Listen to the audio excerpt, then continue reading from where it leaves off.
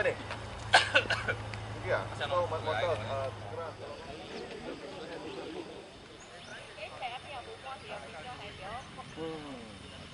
Hah?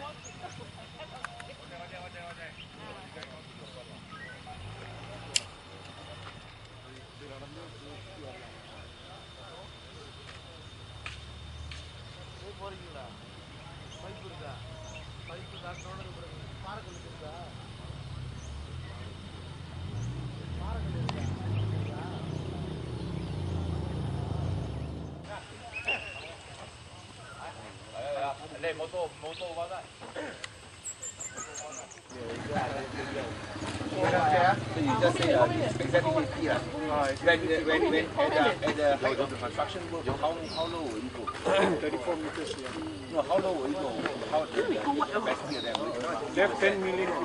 So will you go terawat lah untuk mengunjung empangan air hitam.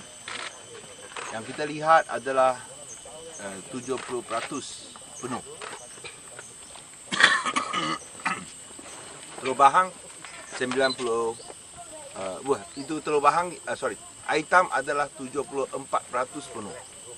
Telur Bahang 90%, Mengkuang 50%. Kita semua tahu sekarang bahawa ada dua masalah utama yang menghantui negara kita. Satu ialah masalah barang naik. Kedua, yang lebih mendesak, yang sekarang dihadapi oleh rakyat secara mencabar sekali, secara mendesak sekali, adalah masalah krisis kekurangan air. Saya ada terima laporan daripada kawan-kawan dekat Selangor dan dekat negeri, dekat Johor yang mereka menghadapi itu masalah air begitu susah, begitu perit sekali. So di sini tentu kita harus bersyukur bahawa Pulau Pinang tidak terjejas langsung. Dan hari ini saya buat lawatan untuk melihat dengan sendiri keadaan takogan ataupun itu tadan air di empangan air hitam. Di antara yang penting untuk kawasan pulau. Kita sedang menjalankan projek di kawasan Mengkuang supaya kita dapat menambah 100% simpanan air. Dan apabila ia siap sepenuhnya pada 2 tahun lagi, semua empangan di Pulau Pinang iaitu Teluk Bahang, Air Hitam dan Mengkuang dapat menampung keperluan air selama 4 bulan tanpa hujan. Kita akan dapat tahan 4 bulan tanpa setitik hujan. Tapi sekarang kerana itu kerja masih jalan, tentulah empangan Mengkuang dalam kapasiti 50%. Dan keadaan di Sungai Muda masih ada air lagi, tapi saya telah mengarahkan itu PBA untuk memantau. Kerana apabila kita jalankan kerja dekat empangan Mengkuang, KETAK iaitu Kementerian Tenaga dan Air telah memberikan jaminan untuk memastikan air yang mencukupi daripada Sungai Muda. Dan mereka akan menanggung semua kos perbelanjaan daripada negeri Kedah kalau mereka diminta untuk menambah pelepasan air yang lebih daripada itu beris, daripada empangan beris di Kedah. Itu kalau kita mahu lebih air, kita akan minta dilepaskan air yang lebih daripada yang biasa. Kalau lepaskan air yang lebih, maka kita akan bayar itu negeri Kedah. So ini jaminan yang kita dapat daripada Kerajaan Persekutuan secara hitam putih.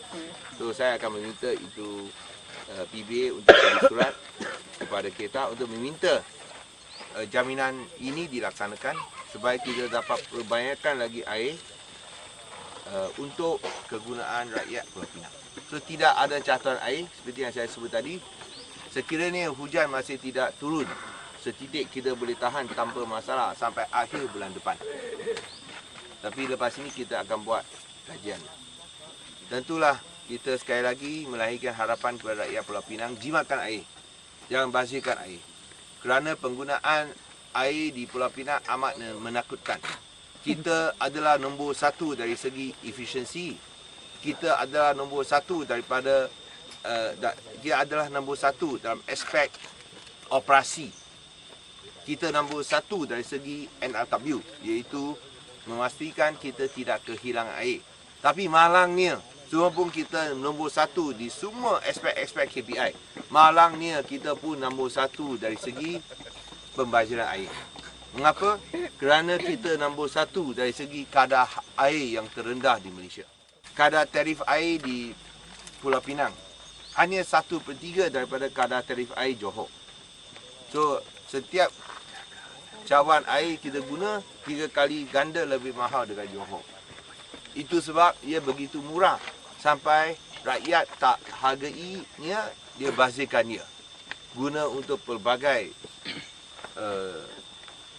cara yang saya rasa amat membazir. So, seperti yang saya pernah tegaskan, kalau kita naikkan kadar tarif air 1 kali ganda, kita masih terendah di Malaysia.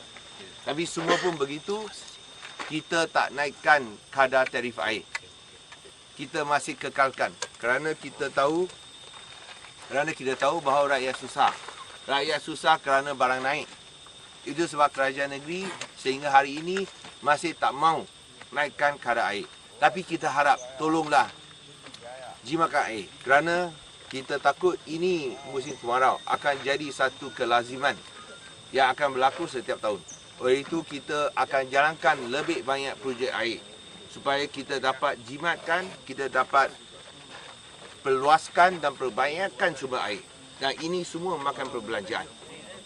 So kalau kita nak buat lagi banyak projek air dengan kadar air yang sedemikian, dengan kadar air sekarang, kita tak dapat mampu menampung perbelanjaannya. So saya sekali lagi harap janganlah bazirkan air supaya kita boleh kekalkan keadaan yang sama. Kerana kegunaan air kita nombor 1 di Malaysia, kita guna 300 liter setiap orang sehari. Malaysia hanya guna 213 saja. 213, 215 saja. Kita gunakan 50% lebih banyak daripada kadar purata negara. Itu satu pembaziran yang amat menakutkan. So tolonglah, jangan bazir air. Tiap-tiap tahun naik, tak ada 1 tahun turun. Tiap-tiap tahun pembaziran air naik, tak ada turun. Okey, ada apa soalan?